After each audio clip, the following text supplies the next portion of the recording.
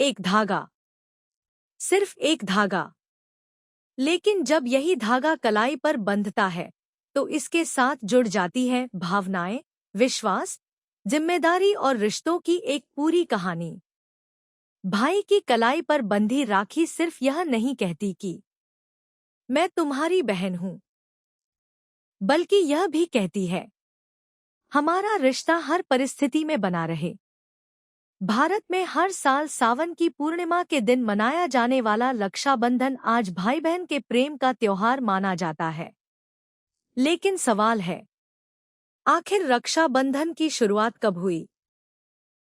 क्या यह त्योहार सिर्फ भाई बहन के रिश्ते से जुड़ा था? क्या भगवान कृष्ण और द्रौपदी की कहानी वास्तव में राखी की शुरुआत से जुड़ी है? इंद्र और इंद्राणी की कथा क्या कहती है? राजपूतों और मुगल काल से जुड़ी राखी की कहानियों में कितनी सच्चाई है? और सबसे बड़ा सवाल, क्या आज हम जिस रूप में रक्षाबंधन मनाते हैं उसी रूप में यह त्योहार हजारों साल पहले भी मनाया जाता था? आज की इस खास डॉक्यूमेंट्री में हम जानेंगे रक्षाबंधन का इतिहास, इसकी धार्मिक मान्यताएं, पौराणिक कथाएं और बदलते समय के साथ इसके बदलते स्वरूप की पूरी कहानी। तो आइए शुरू करते हैं राखी के उस धागे की कहानी जो रिश्तों को बांधता नहीं बल्कि रिश्तों को मजबूत करता है। रक्षाबंधन आखिर है क्या? रक्षाबंधन शब्द दो शब्दों से मिलकर बना है, रक्षा प्लस बंधन, अर्थात ऐसा बंधन जो सुरक्षा और जिम्मेदारी का प्रतीक हो। आज आम तौर पर रक्षाबंधन के दिन बहन अपने भाई की कलाई पर राखी बांधती है। भाई अपनी बहन को उपहार देता है और उसकी सुरक्षा, सम्मान और साथ का संकल्प लेता है। लेकिन रक्षाबंधन का अर्थ केवल भाई बहन तक सीमित नहीं रहा है। भारतीय परंपरा में रक्षासूत्र बांधने की परंपरा इससे कहीं व्यापक रही है। कई धार्मिक अनुष्ठानों में भी किसी व्यक्ति की कलाई पर सूत्र बांधा जाता रहा है। इसलिए हमें एक महत्वपूर्ण बात समझनी होगी। रक्षासूत्र बांधने की परंपरा और आज के भाई बहन वाले रक्षाबंधन को बिल्कुल एक ही चीज मानना सही नहीं होगा। समय के साथ परंपराएं बदलती हैं। पुरानी धार्मिक परंपराओं में रक्षासूत्र का अर्थ था सुरक्षा, शुभकामना और मंगल, जबकि आधुनिक रक्षाबंधन में इसका सबसे मजबूत प्रतीक बन गया भाई और बहन का रिश्ता। रक्षाबंधन कब से मनाया जा रहा है? अब आते हैं सबसे बड़े सवाल पर, रक्षाबंधन कब से मनाया जा रहा है? इस सवाल का सीधा जवाब देना आसान नहीं है, क्योंकि हमारे पास ऐसा कोई एक ऐतिहासिक दस्तावेज नहीं है जो यह कह दे कि फलां तारीख से रक्षाबंधन शुरू हुआ। भारतीय संस्कृति में रक्षासूत्र और श्रावणी परंपराओं के पुराने उल्लेख मिलते हैं। लेकिन आज के आधुनिक भाई बहन वाले रक्षाबंधन का स्वरूप धीरे धीरे विकसित हुआ। यानी यह कहना कि रक्षाबंधन ठीक इतने हजार साल पहले शुरू हुआ था, ऐतिहासिक रूप से सावधानी के बिना कहना सही नहीं होगा। हमें पौराणिक कथाओं और ऐतिहासिक प्रमाणों को अलग अलग समझना होगा। पौराणिक परंपराओं में कई कथाएं रक्षाबंधन से जोड़ी जाती हैं। इनमें भगवान कृष्ण और द्रौपदी की कथा सबसे लोकप्रिय है। इसके अलावा इंद्र और इंद्राणी की कथा भी रक्षासूत्र से जुड़ी हुई बताई जाती है। और इतिहास में राजपूत परंपराओं तथा मध्यकालीन भारत से जुड़ी राखी की कहानियां भी सुनाई जाती हैं। लेकिन इन सभी कथाओं को एक जैसा ऐतिहासिक प्रमाण मानना सही नहीं है। इंद्र और इंद्राणी की कथा रक्षासूत्र की प्राचीन धार्मिक परंपराओं से जुड़ी एक कथा इंद्र और इंद्राणी की है। कथा के अनुसार देवताओं और असुरों के बीच युद्ध चल रहा था। देवताओं के राजा इंद्र युद्ध में कठिन परिस्थिति में थे। तब इंद्र की पत्नी इंद्राणी ने उनकी रक्षा के लिए एक पवित्र सूत्र तैयार किया और उसे इंद्र की कलाई पर बांधा। इसके बाद इंद्र युद्ध के लिए गए। धार्मिक परंपरा में इस कथा को रक्षासूत्र की शक्ति से जोड़ा जाता है। यह कथा हमें एक महत्वपूर्ण विचार देती है। धागा केवल धागा नहीं था, उसमें प्रार्थना थी, विश्वास था और सुरक्षा की कामना थी। यही विचार आगे चलकर रक्षासूत्र की परंपराओं में दिखाई देता है। लेकिन यहाँ भी हमें यह समझना होगा कि यह एक पौराणिक धार्मिक कथा है, आधुनिक अर्थ में प्रमाणित ऐतिहासिक घटना नहीं। कृष्ण और द्रौपदी की कहानी रक्षाबंधन की सबसे लोकप्रिय कहानियों में से एक है। भगवान कृष्ण और द्रौपदी की कहानी।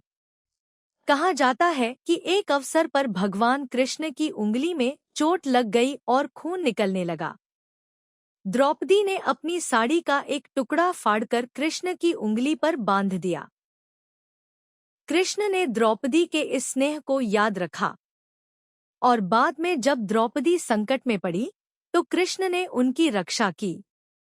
यह कथा आज भी भाई बहन के प्रेम और रक्षा के प्रतीक के रूप में सुनाई जाती है। लेकिन यहाँ एक जरूरी बात है। महाभारत में जिस घटना का वर्णन मिलता है उसे सीधे आज की राखी की शुरुआत का ऐतिहासिक प्रमाण कहना उचित नहीं है। यह एक लोकप्रिय धार्मिक परंपरा और लोकविश्वास के रूप में रक्षाबंधन से जुड़ी हुई है।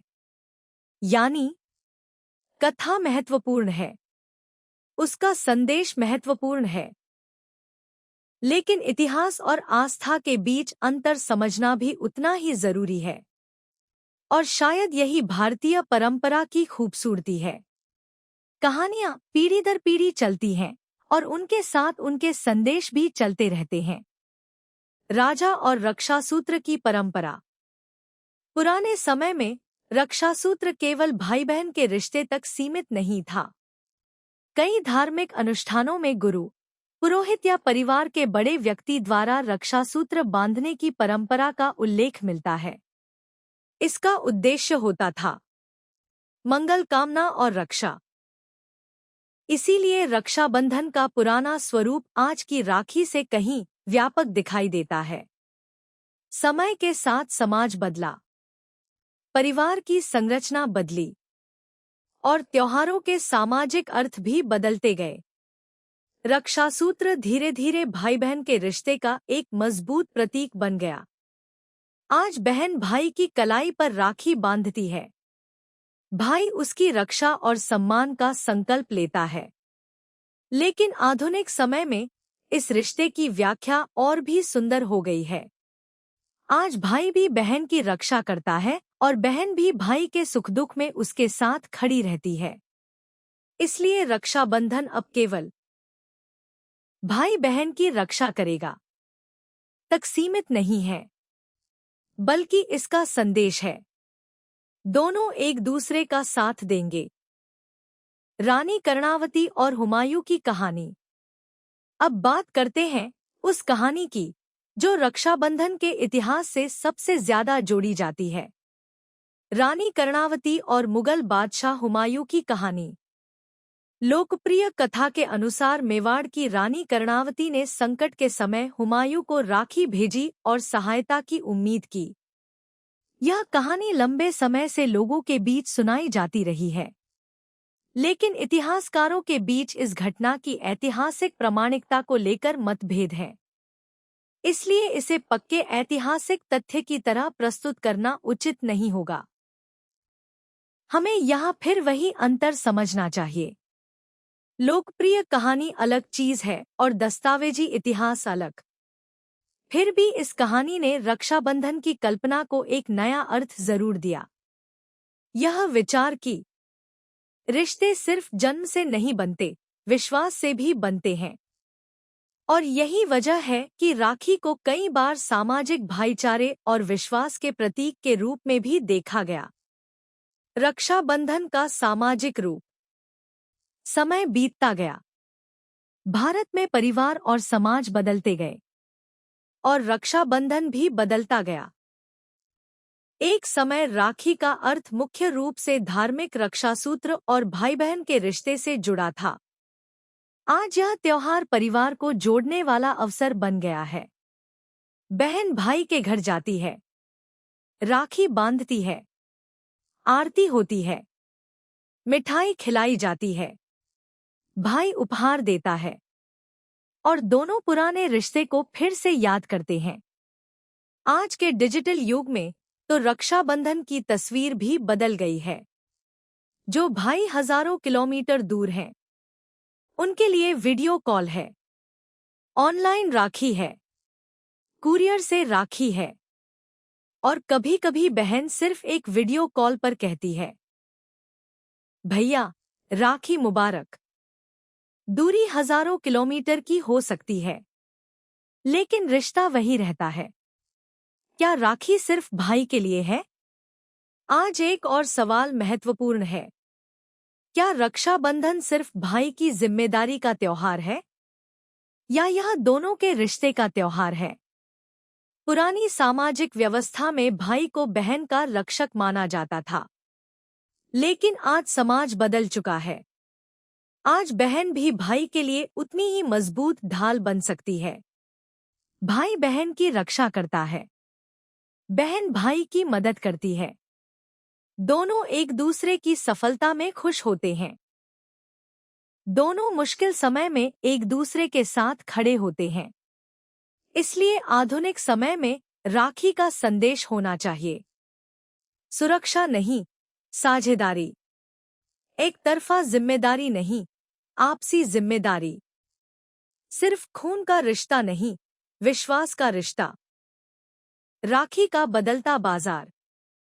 आज रक्षाबंधन सिर्फ धार्मिक और पारिवारिक त्योहार नहीं रहा, यह एक बड़ा बाजार भी बन चुका है।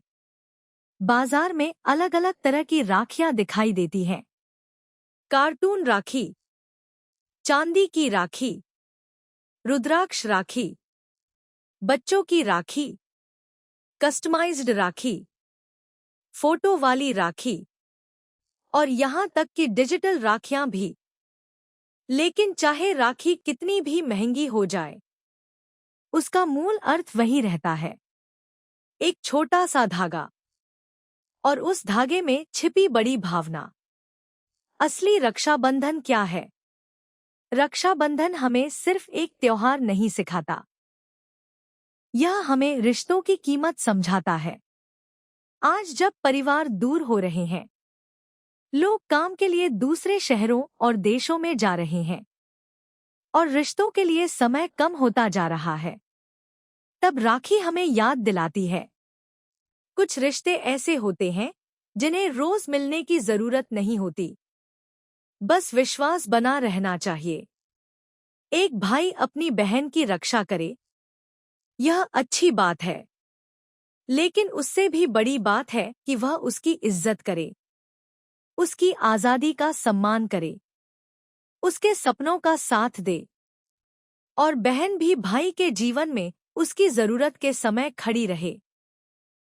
यही आधुनिक रक्षाबंधन का सबसे खूबसूरत संदेश हो सकता है। तो आखिर रक्षाबंधन क्यों मनाया जाता है? क्योंकि इंसान को रिश्तों की जरूरत होती है, क्योंकि जीवन में ऐसे लोग चाहिए होते हैं जिनसे हम बिना किसी स्वार्थ के अपना सुख दुख साझा कर सकें। रक्षाबंधन की जड़ें रक्षासूत्र और धार्मिक परंपराओं तक जाती दिखाई देती हैं। इसके साथ कई पौराणिक कथाएं जुड़ी हैं। समय के साथ इसका स्वरूप बदला और आज यह भाई बहन के प्रेम और विश्वास का सबसे बड़ा त्योहार बन चुका है।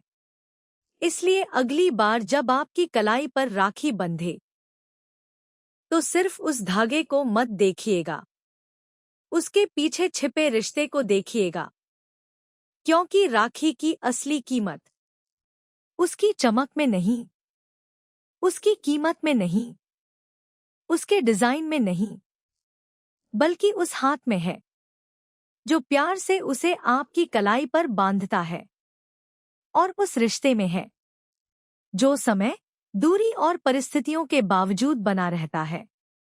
यही है रक्षाबंधन, एक धागा, एक रिश्ता, एक वादा और जिंदगी भर की याद। मैं हूं आपका होस्ट आप देख रहे हैं एके रियल धमाका। अगर आपको यह डॉक्यूमेंट्री पसंद आई हो तो वीडियो को लाइक करें, चैनल को सब्सक्राइब करें और कमेंट में जरूर बताएं आपके लिए राखी का सबसे खास मतलब क्या है। जय हिंद। रक्षाबंधन की हार्दिक शुभकामनाएं।